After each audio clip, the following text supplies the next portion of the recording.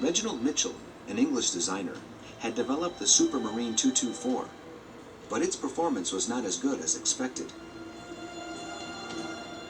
The prototype of this machine had flown for the first time in March 1936, like its German arch rival, the Bf 109.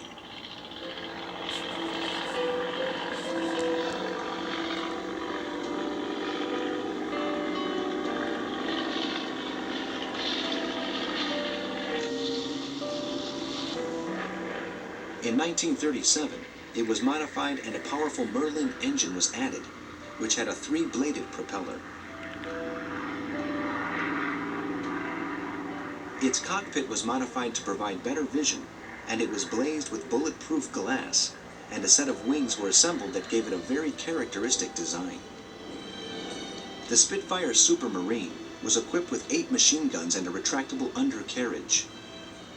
It had a wingspan of 11.5 meters and reached a speed of 325 knots.